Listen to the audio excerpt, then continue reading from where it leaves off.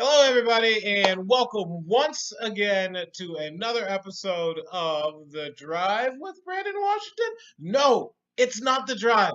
It is Agree to Disagree Coast to Coast. And I have a very, very, very special guest with me today, Mr. Jonathan L. Perciavalle. Just in case you're wondering, folks, I make the crowd noises for all of our guest hosts and, of course, any person that graces this show because every person that comes on this show is worthy of applause and adulation. So let me just give you a brief rundown of how this show works. Here at Agree to Disagree Coast to Coast, what we do is we take three popular internet topics, i.e. videos. We will replay those videos. I don't believe my guest host can hear those videos, so I'm going to give a brief explanation after you and I watch this video to him so that he can understand what we're doing here. I'm trying to point at him, but I don't know how to point the opposite way. Yes. So what we're going to do is I'm going to give him a quick brief breakdown, and then I'm going to flip a coin.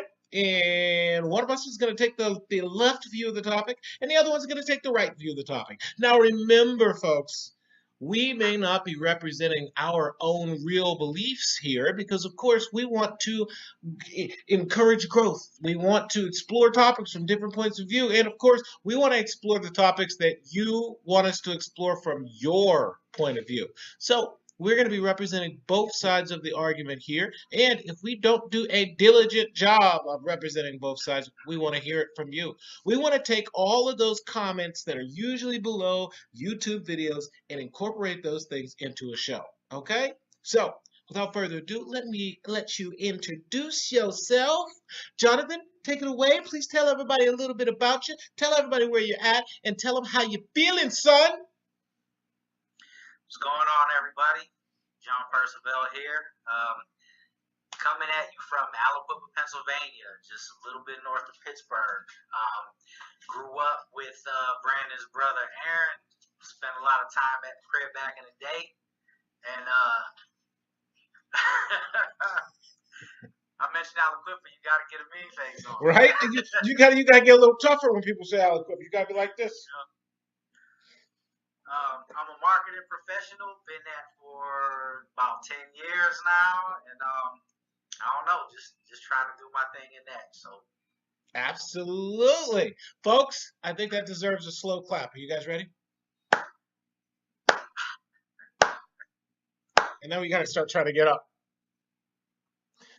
Thank you so much for being here, Jonathan. I really appreciate you being here. One of the reasons, folks, that I brought Jonathan onto the show is because Jonathan has years and years of street insight and years of business savvy. He just mentioned that he is a marketing professional. Yes, people, he and his firm can take your business to new heights. After you get done watching this show, go to his personal page. Take a look at his personal page, shoot him a direct message or an email, tell him what your marketing projects are because they can do your bidding. They can make you look amazingly fabulous. But we have business at hand here, people. We have got to agree to disagree coast to coast. So, Jonathan, are you ready for the first video? Yeah, let's do it. All right. Now, folks, I am going to be having a libation while we are doing this because, of course, folks, this is not, of course, the real show. We are still practicing a bit so we can get this format down and find out what works and what does not work. And that sometimes requires a little bit of liquid courage. Although I don't need any courage. It's just an excuse to drink. Folks. We were trying to incorporate those things that you want. We're going to jump into this video, and I want to remind you, Jonathan might not be able to hear this video, so I am going to give a very brief narration after this video ends, and during, I will try to keep my talking to a minimum. All right, folks, here we go. First video. Former Google insider Tristan Harris says urgent action is needed to address the dark side of technology. Harris was among the first in Silicon Valley to share his concerns about people's dependence on technology when he spoke with 60 Minutes, like in 2017. Now the former Google design ethicist is pushing for a new agenda for tech companies to stop what he calls the downgrading of humans. Harris is the co-founder of the Center for Humane Technology.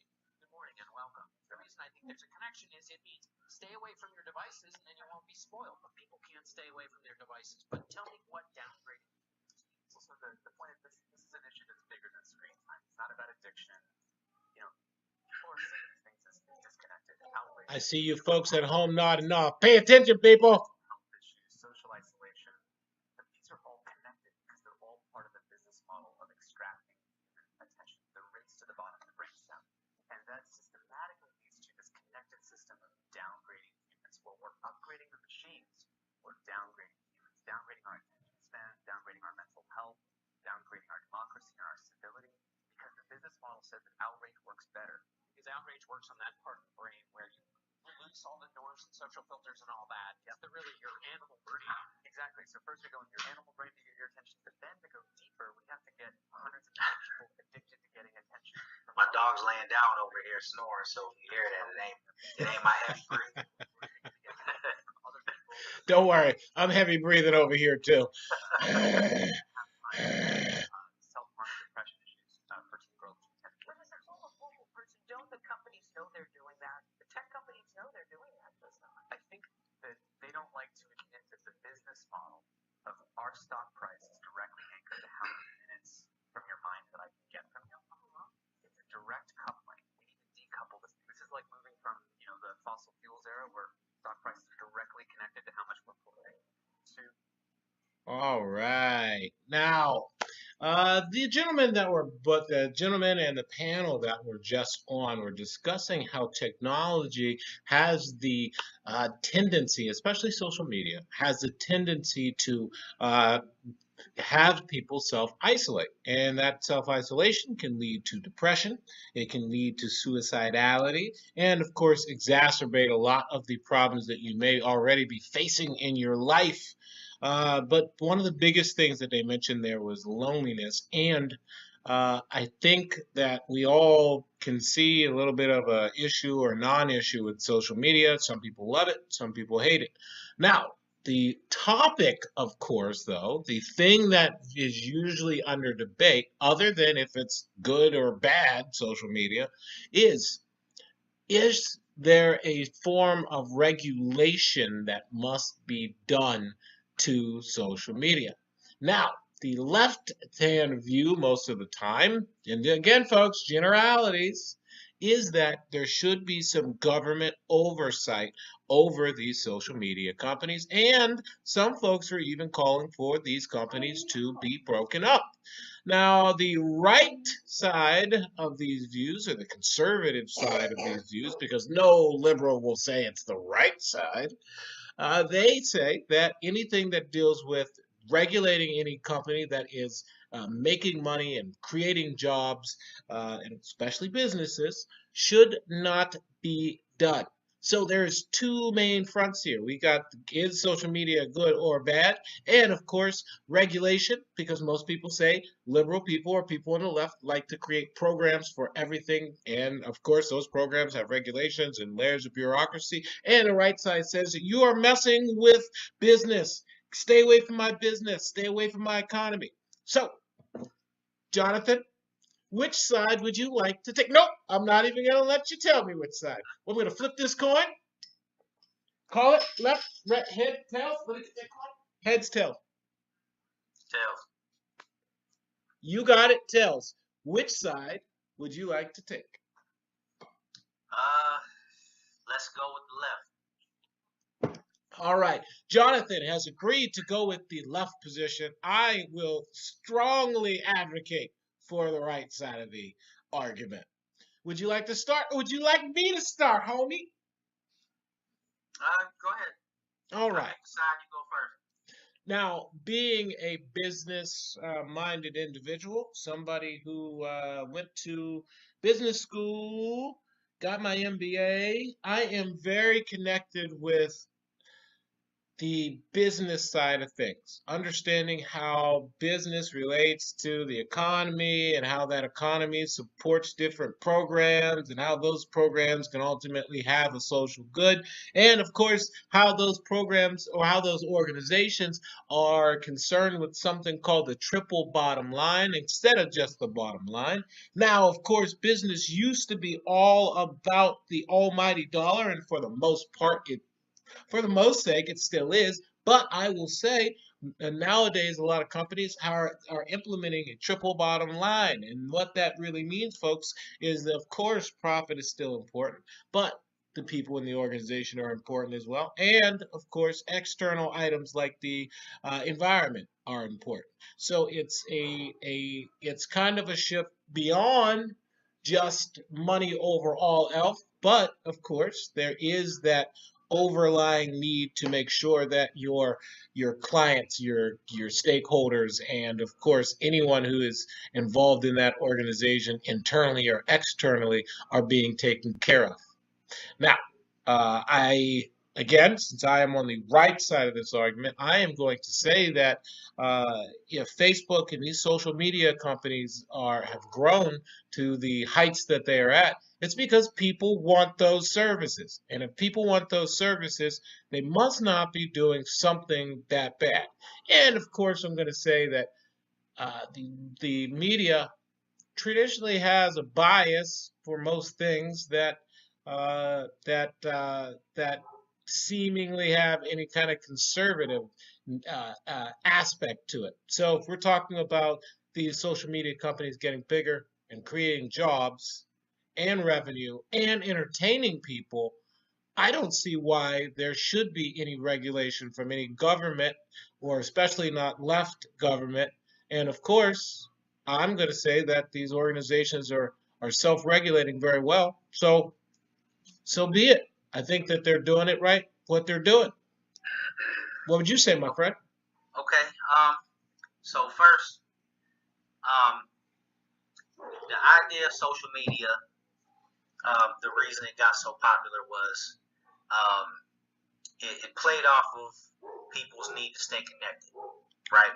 Very true. That's one of the needs. I forget the term. I had a psychology class in college, so forgive me. It was a while ago, but it's one of the things that people need to survive.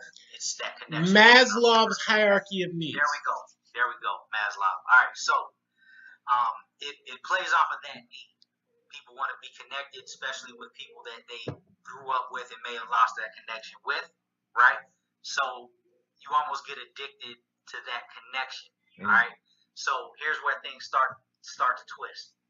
Whenever folks are allowed to just post anything, a lot of misinformation on social media, a lot of not even misinformation, whenever they go as far as just posting things that are, I want to be as politically correct as possible here. No, don't be politically correct. But it's just downright just kind of deplorable, terrible things about people.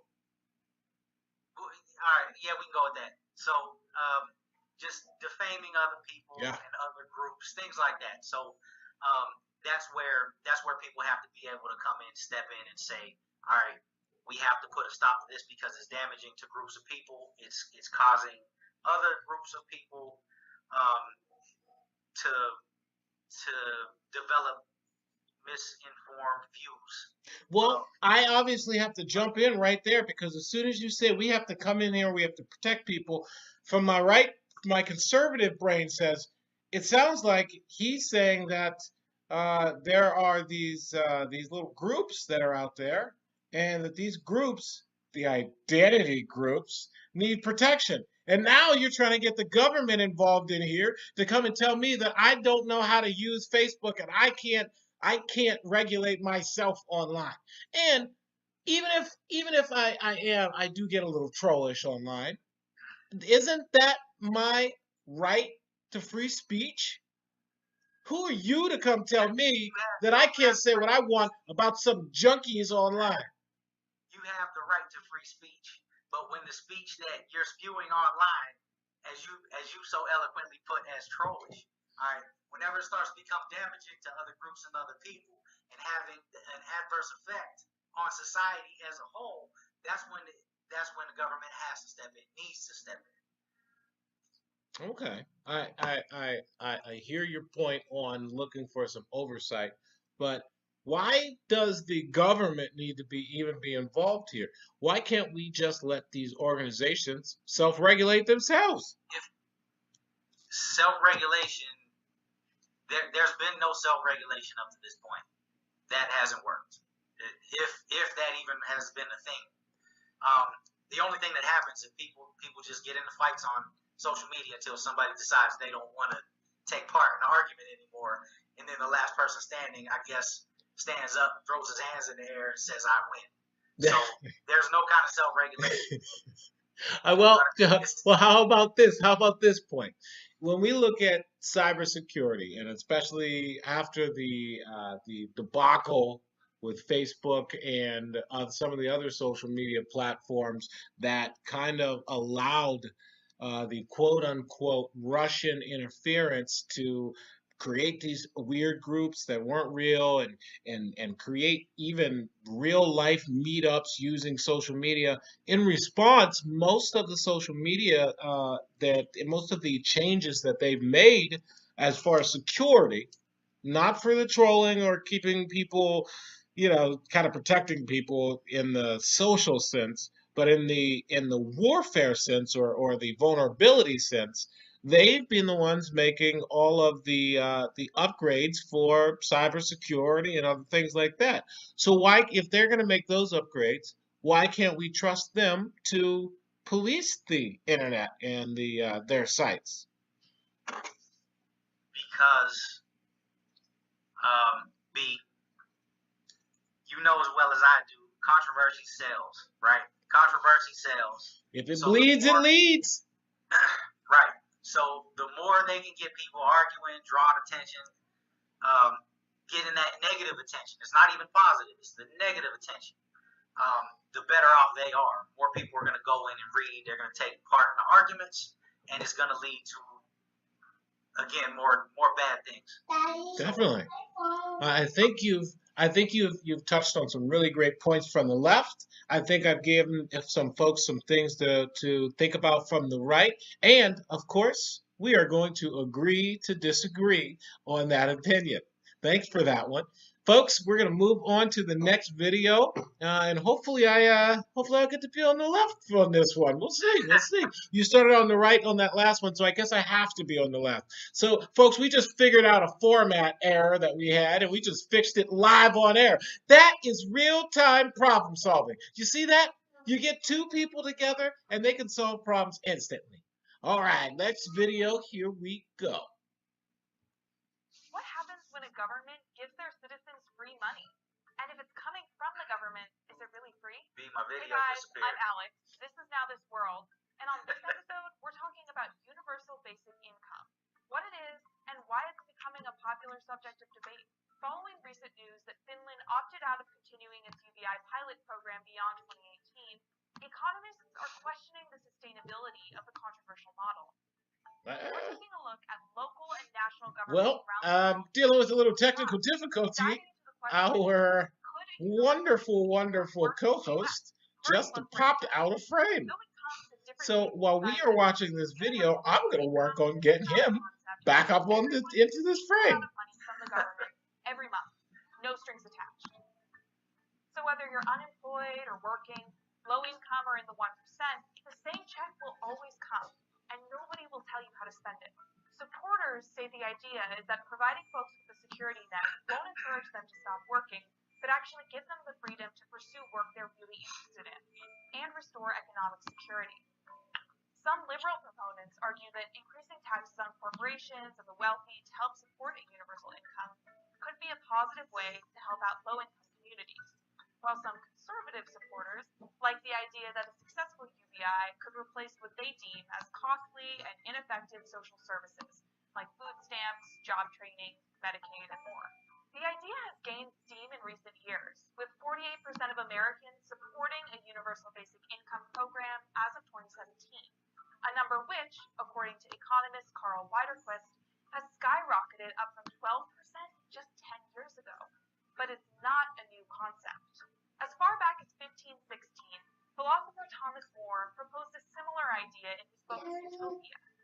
In his 1792 pamphlet, founding father Thomas Paine proposed a basic income for, quote, every person, rich or poor. Now, for all you folks that are out there watching, the concept that you're hearing right now is about UBI, and that, of course, stands for Universal Basic Income. And, of course, folks, welcome back Jonathan, because, of course, he is back on the screen. Fast forward to today, and the concept is the subject of books, documentaries, and countless academic panels. It's got big-name backers from Elon Musk to Mark Zuckerberg to Senator Bernie Sanders, who said he's, quote, sympathetic to the approach. Countries around the world have piloted versions of the UBI experiment, including Kenya, Canada. I've cut this one short for you guys, but I really want you guys to pay attention to what they're talking about in this video. It's even been tested in a few U.S. cities, but would it be a viable option for the American When you hear UBI, think Alaska. UBI expert and advocate Sandhya Anantaraman for her take on why some feel the concept is gaining steam. Poverty is exhausting, and financial stress is exhausting, and it really limits the time and space mentally that you have to work on great ideas. So the idea is that for people who are struggling to make rent payments, buy groceries, and support their families, the stress can be overwhelming and flat out tiring. A Gatorade sponsorship would be amazing. $1,000 per month to clear up people's time that they ordinarily spend stressing out about where their next meal will come from, and spend more time job searching, volunteering. Beer endorsement would be amazing. Some participants in Finland's pilot program, which will run endorsement would be amazing. are already reporting that their stress levels have decreased. And while many critics argue that free cash would disincentivize work, supporters say there's some evidence to the contrary. In the 1960s, we did a number of experiments around the country in different states to test the impact of unconditional cash on work. So essentially, do people work fewer hours or work for less money when you give them unconditional support?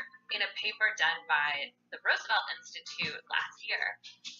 All right. I think we got a pretty good understanding of what UBI really is. Jonathan disappeared again. So, folks, I think we got a pretty... Oh, there he is again. What's going on? I think he's magic. He's doing a magic trick. Alakazam, disappear. Abracadabra. Okay, he's not doing it anymore. But, folks, I think we got a pretty good idea of what UBI is from that video. Now, of course, that acronym that you're hearing stands for Universal Basic Income, just in case you're coming in late or you weren't paying attention to the video, people. I know who my audience is. I know you people.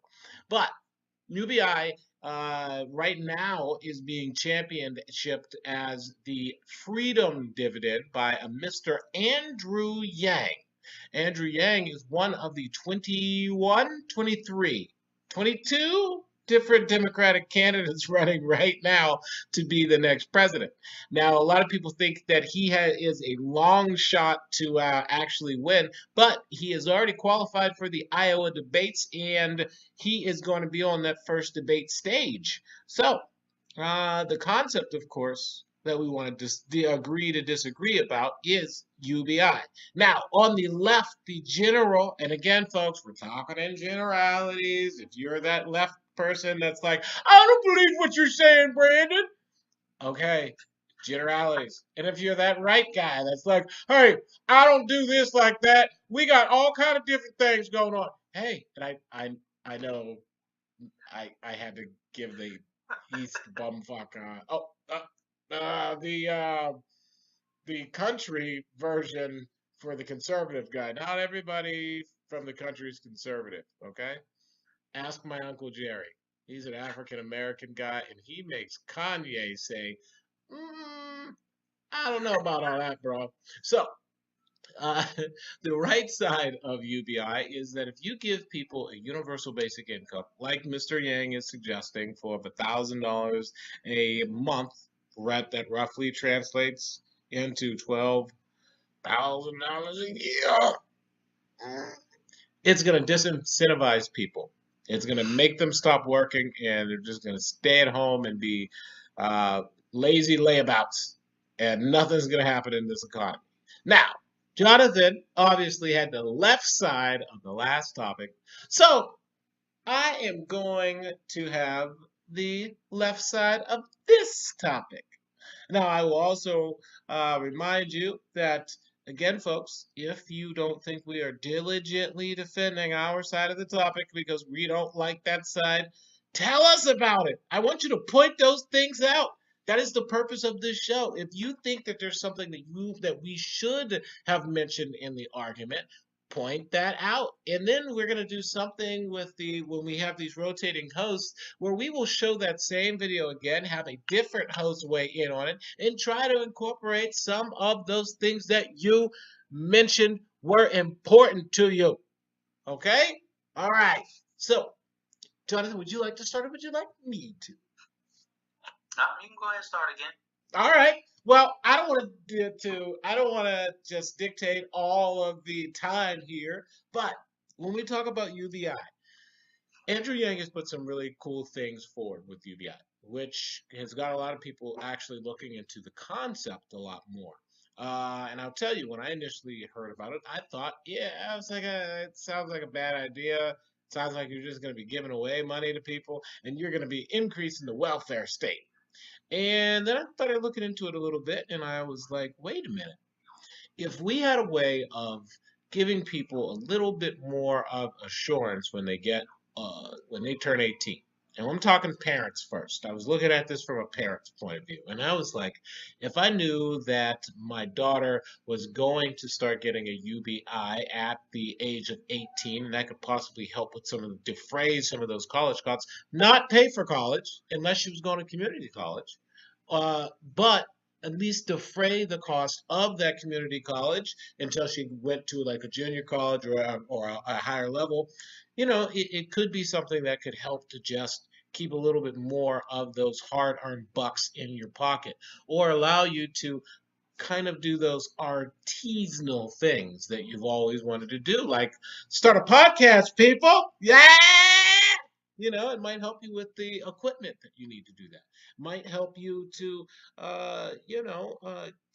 to just take a little bit of the financial stress that a lot of us are facing, and kind of point that attention in a different direction. So maybe you can pay attention to your hobbies a little bit more. Maybe it does add a little bit of de-stressing to you. Maybe it does help you to plan for college. Now, when I look at it, take off the parent hat and then put on the economist hat, I say, look, UBI works in Alaska. We're not talking about making the taxpayers pay themselves here, people. We're talking about doing something like a value-added tax onto the modern day oil that the Alaska folks have a value-added tax on too. Okay? They grab that revenue that they get for UBI, and everybody up in Alaska gets a UBI.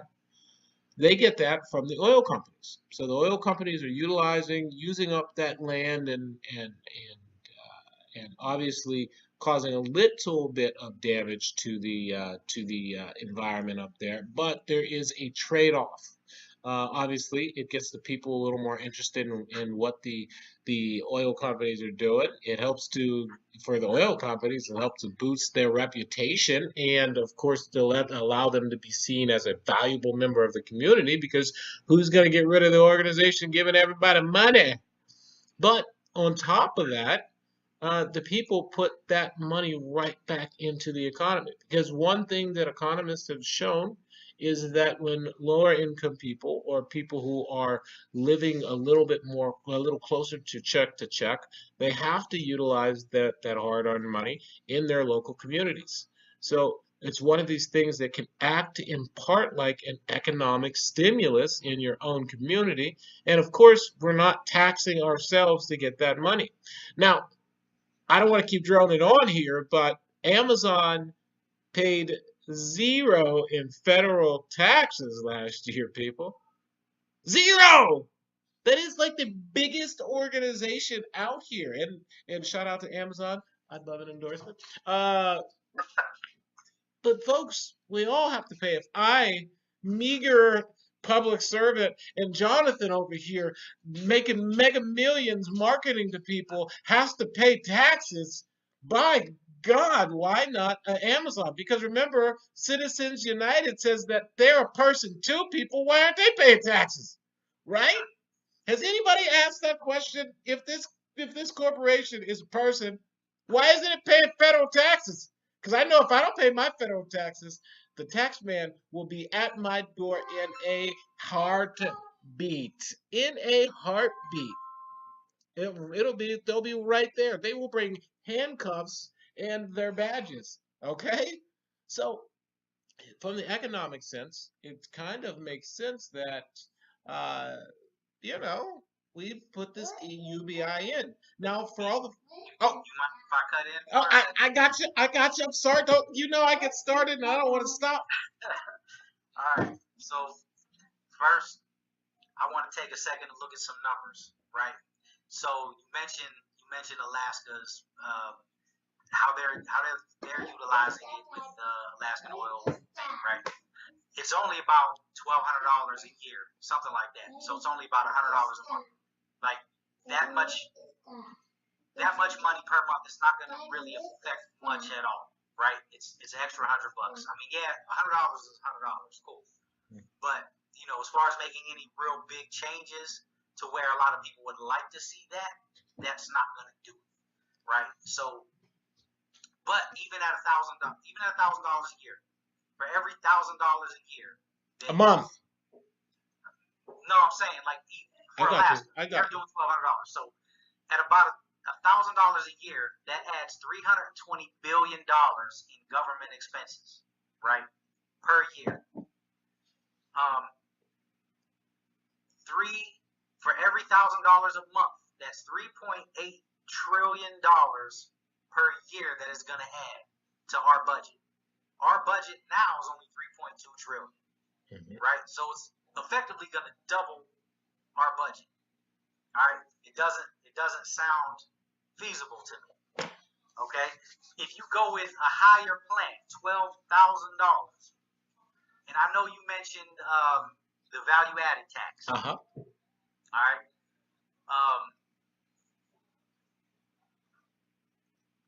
Let me get to my other point first. So if you go with the higher plan, it's unfeasible. If you're talking 12 times that, even with value added, a lot of companies involved aren't going to go for it, and we all know, lobbyists, they're going to throw their weight around, not really let that happen because they're happy with the big bagel. Exactly. Right. The other thing that I wanted to mention was, I spent about an hour trying to find as much information about this today as I possibly could because I haven't heard about it before. So I watched a couple videos, and I kind of like Andrew Yang. He seems like a good dude. I don't know that he's a president, but I'll be watching. You said he was in the Iowa debates, right? Absolutely. I'll be watching if I can get my eyes on those. I'd like to see how he handles people like Bernie and a couple of the other folks, because Bernie's a strong personality, and I'd like to see how he goes at those types of personalities. But anyway, let me back up. The other thing I wanted to mention was, in that plan, they were going to give people, let's take welfare for example. People on welfare would have a choice whether to keep their welfare benefits as they stand or take the $1,000 a month. So they take that $1,000 a month, they effectively lose the welfare benefit, but they gain $1,000 cash. They wouldn't have to worry about the food stamps. On the flip side of that, if they make more than that $1,000, they wouldn't benefit at all. While everybody else is gaining that windfall, they would still be in a position of lesser power or weakness. You know what I mean? So it doesn't really help the people that it's effectively supposed to get put into place to help, right? The people who need it the most. There's another point that I wanted to make. I'm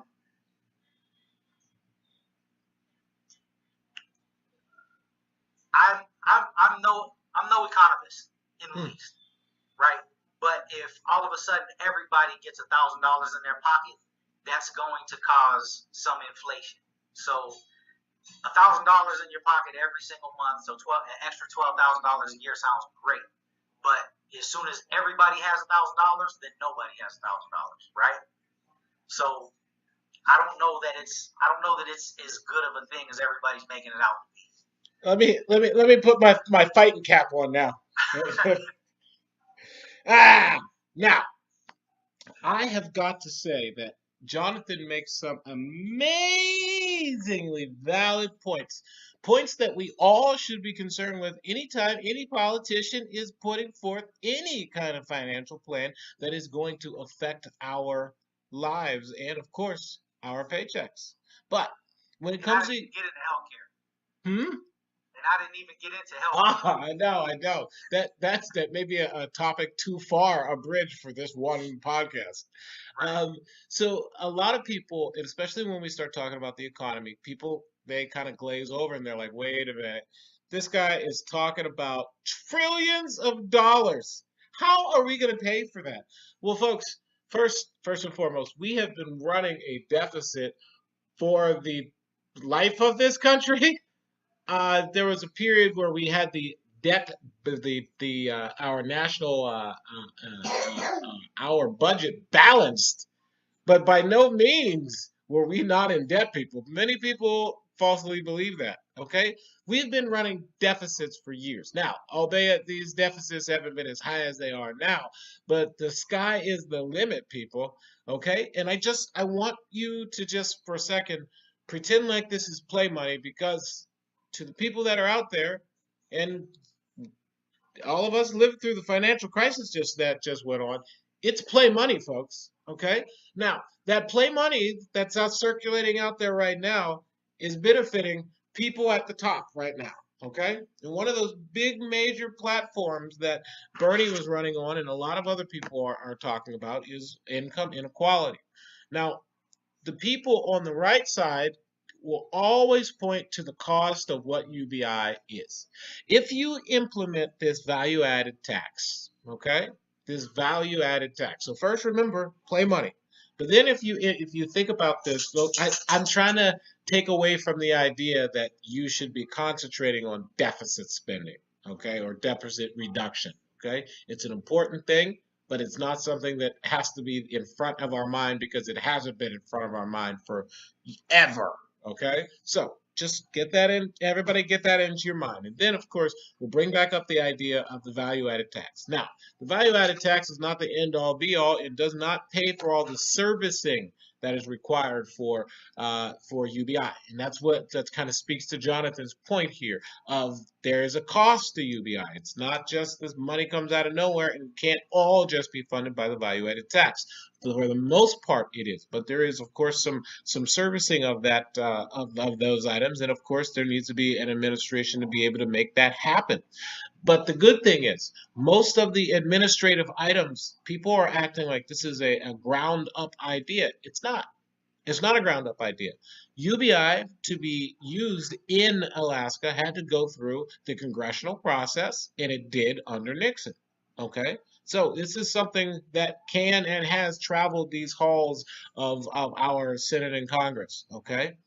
Now, secondly, when we talk about that value-added tax, of course, it's not going to cover all of it. But we have the infrastructure already there for the current welfare state that we have. And when I say welfare state, that's not a bad thing. I mean it in a positive way, not a pejorative way. So we have a social safety net that's out here right now. But the social safety net, as Jonathan said, they are going to reduce some of those benefits. There's already people trying to attack those benefits. And one of the things about being on those benefits, because if you've ever been on them, because we have, one of the things is there's a lot of restrictions to that. And you're not actually getting all of that money that they say they are going to be giving you. And there's lots of hoops that you have to jump through, and it kind of, and I hate to say it, it's a Republican talking point, but it kind of forces people not to look for work or not in a diligent manner, because you may lose the ability to keep that much needed form of income. So people are usually encouraged not to be doing other positive things. One of the best things about UBI is, again, we have the infrastructure already there, so that cuts most of the costs that people are attributing to UBI.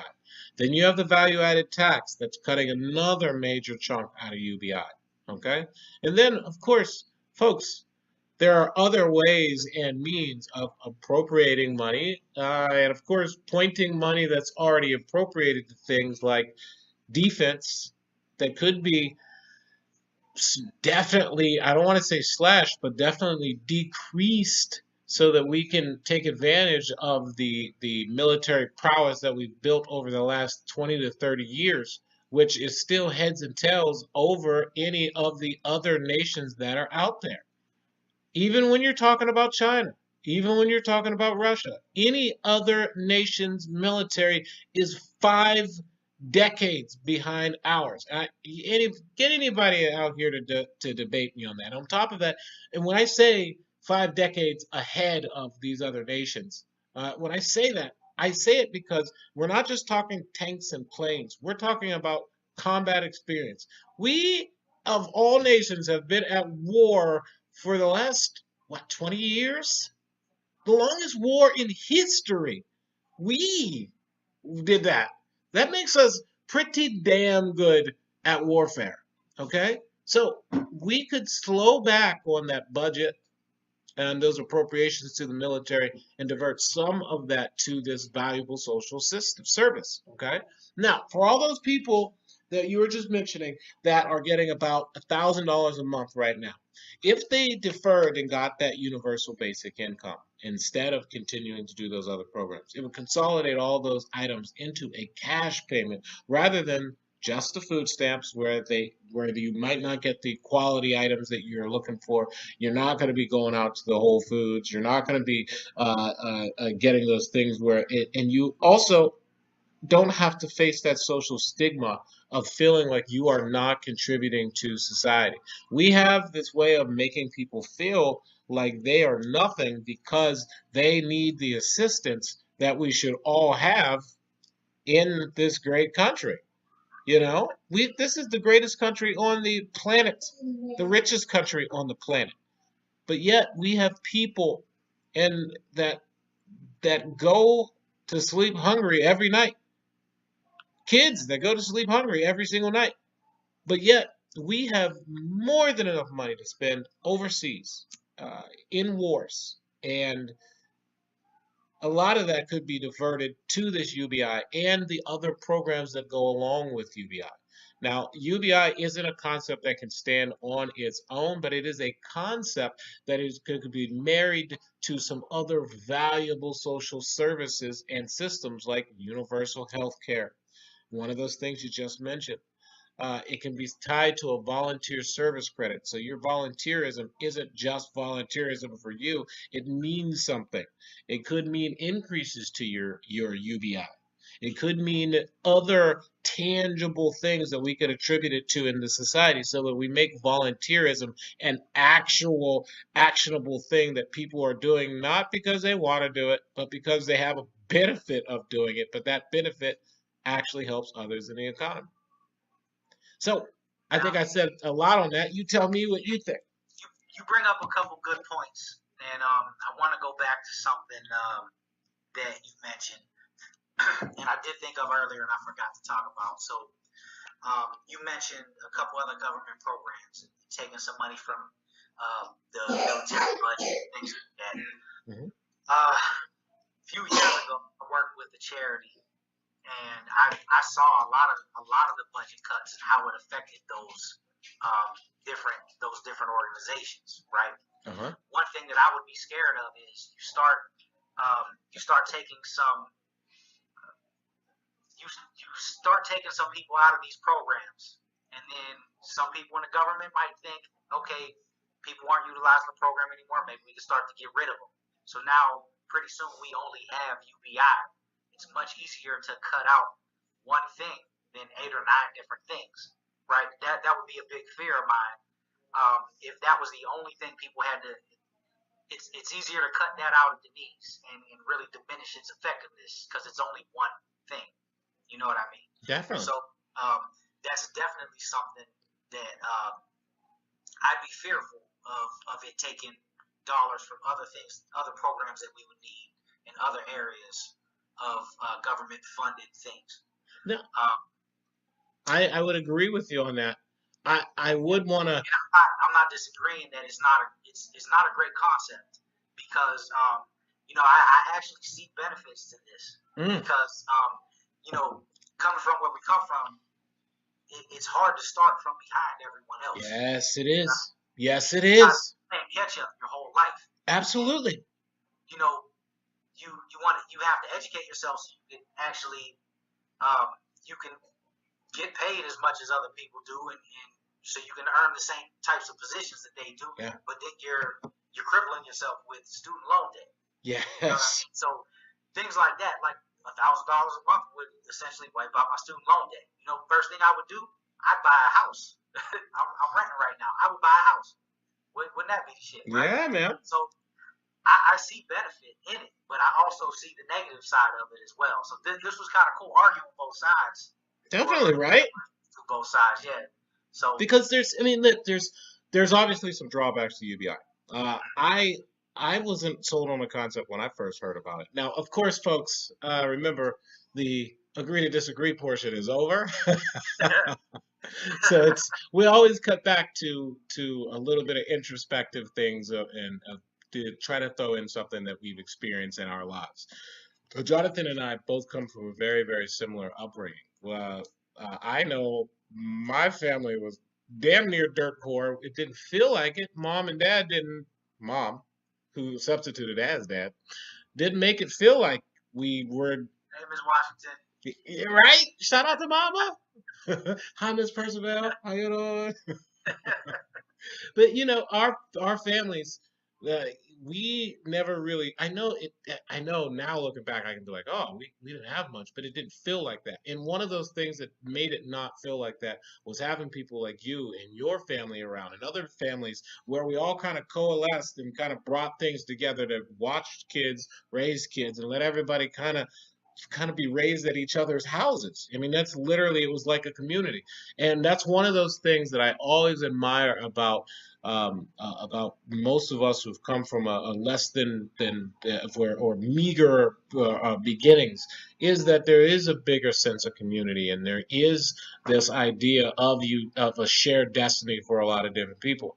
And I think that one of the things that I kind of like about UBI is that there's a lot of people out here who are mad about the welfare system and the social safety net because they don't feel like it's something that's they're part of it. They don't feel like it's something for them. And that's one of those big things that kind of led to the Brexit thing. That's one of the things that helped to kind of galvanize the Midwest with the Trump election. It's that sense of being outsiders. And the further we can get from creating identity groups or allowing people to have identity groups, like a lot of people believe that minorities are just stuck with the welfare system and that it only benefits them. If the UBI concept was there, and I know I'm scared about people cutting back on social safety nets too, man. We've got people that need these things. You know what I mean? And coming from where we're coming, knowing how important those social safety nets are, I'm worried about them cutting it back or throwing everything into one thing and then being like, oh, we don't need that thing either, too. I get it.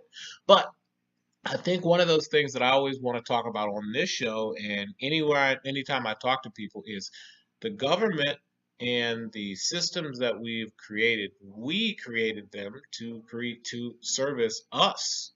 And look, I know some of these systems have some systemic racism and some other things built in, but ultimately, at the end of the day, these are systems that are supposed to be designed to serve us, the citizens, and the wonderful foreign nationals that we have contributing to our society, and people wanting to contribute to that American dream.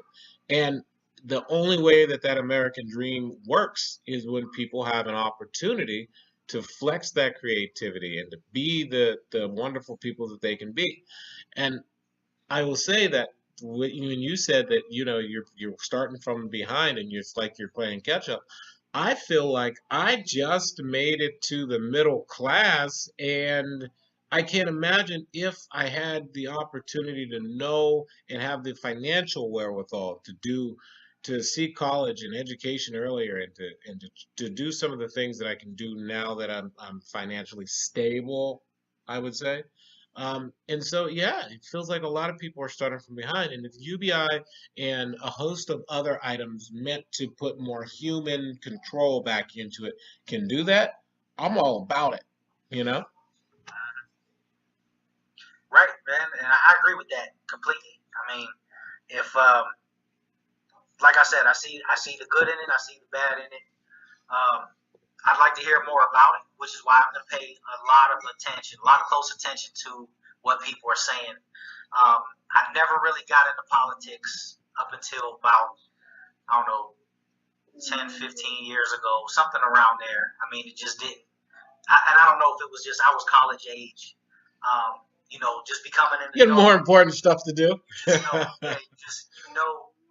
You know what's going on. Like Yeah. you see how things affect you personally and the country as on a larger scale. So you it's important to pay attention to those things. I'm for damn sure going to pay close attention, and listen to what everybody's saying. Like I said, a lot of people say a lot of good things. At least they sound good, and then whenever they try to implement them, they don't have the desired effect. Yeah, that's true. A lot of people say things, and they don't really have a lot of it. They don't have a lot of good intentions. It's just it sounds good. Yeah. You know what I mean? It's to get them pushed into a position. You know what I mean? And some people say exactly what they're going to do, like build that wall, and then they try to do it. You know what I'm saying? Whew. I mean, yeah. But, I am not saying any disparaging remarks about the commander-in-chief. I would love to keep my federal job. I love you, President Trump.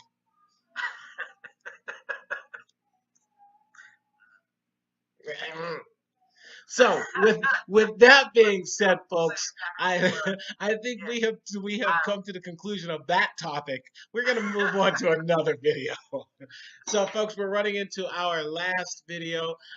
Again, I want to thank you for being here with us for Agree to Disagree Coast to Coast. I will remind you that we have our guest host here today, Jonathan Perciavalle, and we will be having a wonderful lineup of other guest hosts that will join in and share some of these great things that he has been sharing. And again, folks, if you know somebody who would like to be on Agree to Disagree Coast to Coast, share some of your opinions and just have a good old conversation with myself or Jonathan or one of our other wonderful hosts, let us know. Send us a direct message. Go to his page after this and tell him how much you enjoyed seeing his beautiful bearded face on this show. I'm telling you, people, we need somebody to stroke our egos so we can continue to do this, okay? That means you have to get involved. That means you have to let us know what you want us to talk about. And it means you have to agree to disagree coast to coast. You know I was going to throw a little tagline in there. All right, folks, here comes our final video. Ocala, Florida, the Lowell Correctional Institution. Two young women come down the hall, waving, smiling together like girlfriends. They are Tiffany Cole, now 33, Amelia Carr, now 30. Two separate crimes, two separate lives until they became neighbors on the notorious corridor. Now, folks, I want you to know that this is a real video of two of the youngest ladies on death row. You can't have that mentality. Welcome to Death Row. You've already died. Yeah, you already have that mentality. Two women, neither of whom had ever spent a night in jail before. Living lives so familiar. Tiffany played the flute in high school, cheerleading, Girl Scouts. Amelia looks smart and says she modeled and was in the school Marines. Both say they were sexually abused as children and both met the wrong guy. Tiffany says she barely knew her boyfriend. 3 weeks. 3 weeks. And had you ever been in trouble?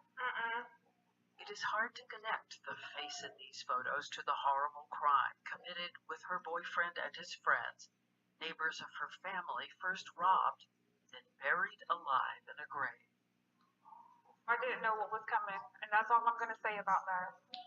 Her lawyer told the court Tiffany Cole thought the grave was for items they were stealing. He also talked about that sexual abuse by her father and her drugs, her mental and psychological problems. The jury saw a damning photo after the crime. They convicted her. I am not the same person anymore. I have peace. I have joy. I have a sound mind. And Amelia, the youngest woman on death row, convicted of another horrifying murder, helping her boyfriend suffocate his wife with duct tape and plastic bag. There is a police tape of Amelia after her boyfriend confessed. She's 8 months pregnant with his child. He asked me twice. I was shaking. She admits she was there, but says not when the wife. Ooh-wee. Well, we have 2 ladies. One, the youngest lady on death row, and another who is, of course, a very young lady, but it's significant that we don't really think of young ladies or women mostly when we think of death row.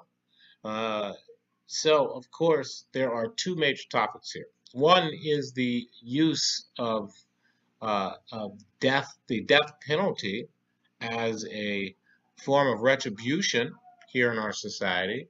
And of course, the other is the concept of redemption and the over-policing of people.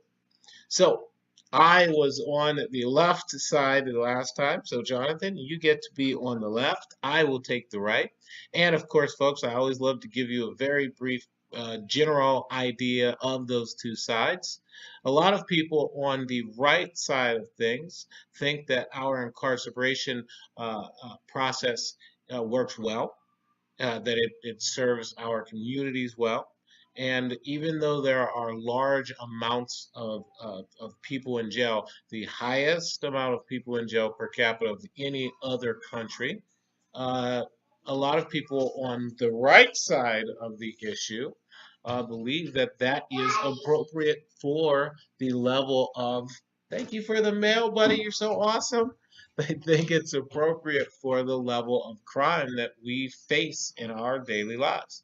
Now, obviously, the liberals are going to complain about the prison industrial complex and that a lot of the prisons these days are privatized. But who says that the government has to bear all the cost of incarcerating all of the wayward people that we have in this country? Remember, folks, I'm taking the right position on this.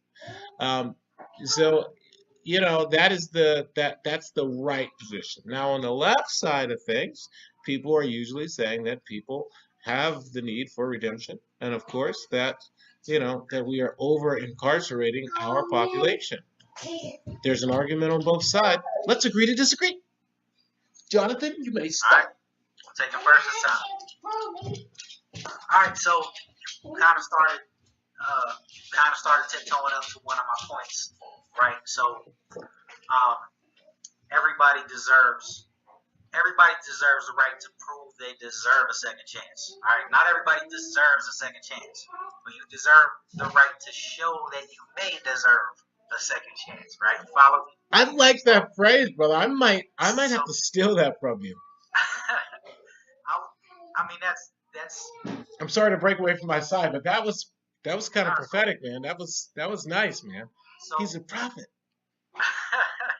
So I'll kind of leave that point there. I mean, people.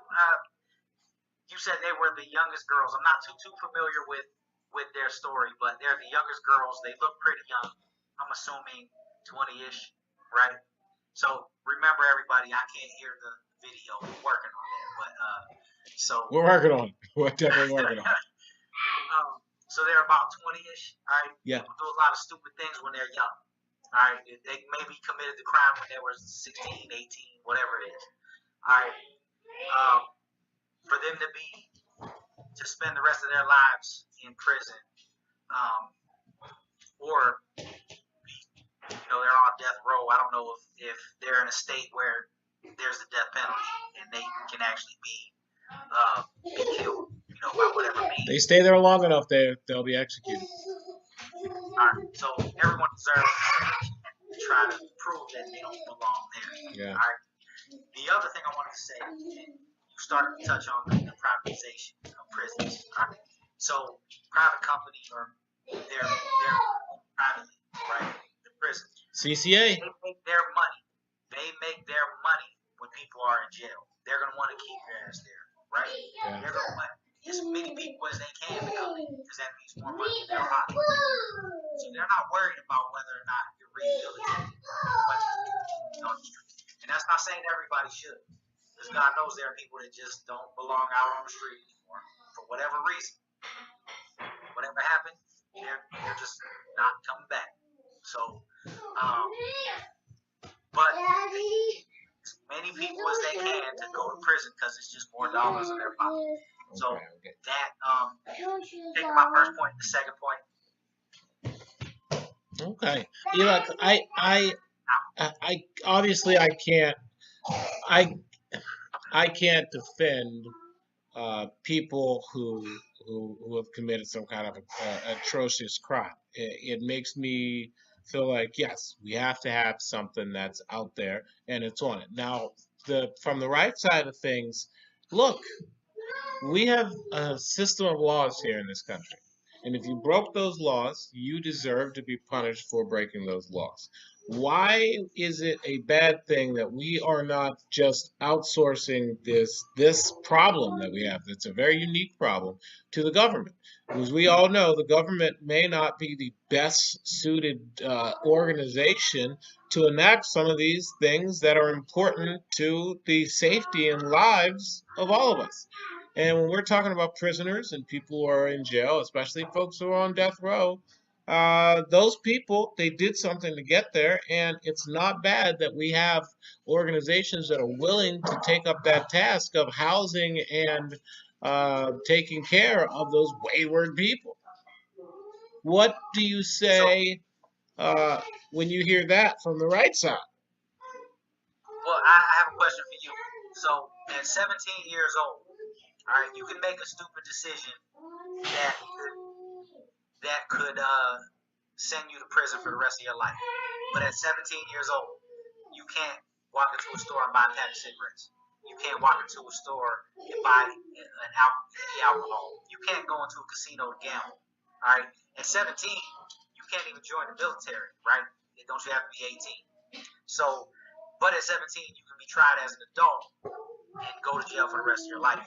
So you can't make a conscious adult decision to smoke a cigarette, but you can make a conscious adult decision to do something stupid that could send you to prison for the rest of your life. Well, look, we have to have some kind of mechanism that is going to not only house and incarcerate people who have done something wrong, but is also going to set a strong message that we are not going, as a society and as a people, are not going to allow people to denigrate, murder, molest, rape, kill, mutilate our citizens. There has to be something there. I'm not disagreeing with that at all, but like if I'm not mistaken, because I'm not up on the jail society or at all, jail community at all, but if I'm not mistaken, like you're not even allowed to earn a degree in prison anymore, right? Don't you think these people have lost their right to earn a degree? Why? If you're not giving them tools to better themselves in prison, they're just gonna be stagnant. All right. You want the point of prison for the most part is to rehabilitate people. Yeah, you're pulling them off the street. At this point, we're not talking about people who committed crimes to send them to jail for forever, right? We're just talking, okay, you go for 5 years, 10 years. If it's some other charge, I don't even know what would just give you 5 or 10. But all right. let's say it's non-violent, drug-related, you get 10 years. All right, why can't you do something in that 10 years to better yourself so whenever you are released, you can move forward as a productive piece of society, right? Well, Instead, whoa. If I have to pay all this, we just got done having a conversation about student loans. If I have student loans, why is a convict going to be sent to school and walk out of there with vocational training, knows how to be an electrician, a carpenter, and I'm not getting those things from my community college? That's basically, if I could just commit a crime, go to school for 5 years, and now I got free education, and I'm in a higher economic status than all these people out here struggling. Look, that's not the point. If they earn the position, that's my Uncle Ruckus face. But here's the thing.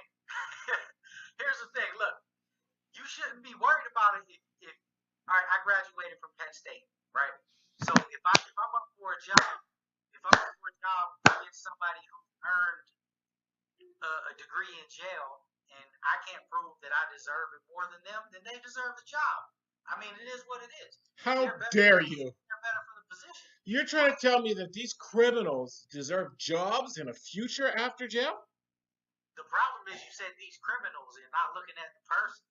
Once they are out of jail and they prove they have been rehabilitated, we shouldn't stick them with that criminal tag. Didn't you just say that no rehabilitation is happening in these jails? These guys aren't rehabilitated. They're better criminals. And now they're educated criminals. All right. Agree to disagree, folks? So, folks, we have just presented two different sides of this argument. I just tried to present you with some of the coarser areas of the right side of it. But, folks, the right side makes some pretty valid points. Now, Jonathan gave some of the kinder, gentler of the left sides of it, but the left side makes some great points, too. Now, I obviously have to tell you that allows us to agree to disagree. I got to put the tag in there. I got it in there. Agree to disagree. So, Jonathan, now that we've gotten through the left side, right side thing, I want to say, look, man, it's hard not it's even hard to argue that people who are incarcerated don't deserve that second chance. I really, really think that was valuable, that phrase that you used, where, say that again, because that was amazing. Say it again. I forget exactly what I said, but it was something like, they have to prove they deserve the opportunity for a second opportunity. Yeah, wow. Wow. Run the tape back, B. Dude, I'm telling you, I'm definitely gonna do it. That literally, I really, really like that phrase, because I've been talk all week about forgiveness and redemption and some other things, stress relief and all that stuff. But one of the things we're always talking about, people should have this chance for redemption, but there is some earning of that chance. And that's why we all love the Rocky movies, and we love these movies where you see the guy rise up and then you see the downfall, and then you got to see them. You get the training montage. Do. Do you know what I'm saying? There's got to be a training montage where you're building yourself back up, and I think that it kind of touches on the heart of that thing, that phrase that you just used. Not everybody deserves that opportunity unless that they've put something in to try to earn that opportunity for a second chance. Not a second chance right off, but the opportunity to say, look, I've changed. I've rehabilitated myself. I'm a better person than I was when I was only 17, and my frontal lobe wasn't fully formed, which doesn't form until you're 25 years old, people. Everybody out there who thinks that they know what they're doing right after 18 or 19 or even 20, come on, people. Think about all that crazy stuff you were doing at 20. That's why every time I'm on the podcast, I'm waiting for someone to be like, hey, B, how you dropping knowledge now? I know what you was doing when you was growing up. What do you think, man? Yeah. How do you feel on the topic? Of course. Guys, you notice how Jonathan just clammed right up. He was like, no. I don't do none of what? What? Yeah, he does. Yeah. What? Well, folks, I really appreciate you being here with me. Everybody who's tuning in, everybody who's going to see this video, please share this video. Go to Jonathan's page. Tell him how much you enjoyed him being here as a guest host of Agree to Disagree Coast to Coast. Tell everybody you know about the show, people. Tell people that there's this weird black dude on there. He's kind of funny sometimes, kind of serious sometimes. He's got a super handsome dude down there in the corner. And everybody who knows Jonathan knows that he's an African American dude too. He's just melanin challenged. Melanin challenged. But nonetheless, it's two people from different parts of the country coming together to share a little bit of information with you. And we hope that this has been educational. We hope that this has been entertaining. We hope that you like my Uncle Ruckus face. And of course, we hope that you enjoyed having Jonathan here with us. Again, I can't tell you how much I appreciate having him here. Consummate professional, a business professional, a marketing guru, and an all-around great guy. Thank you again for being with us for Agree to Disagree Coast to Coast. Jonathan, would you like to say some parting words? I just want to say thanks for having me again, B. And yeah, anytime you need me, let me know. We'll jump on and we'll discuss some things. Absolutely. Folks, thank you again. And remember my phrase, if you watch The Drive with Brandon R Washington, you know my phrase. Somebody out there loves you. And if you can't find that person who loves you, I love you. Thank you for being here with us. Peace. Deuces.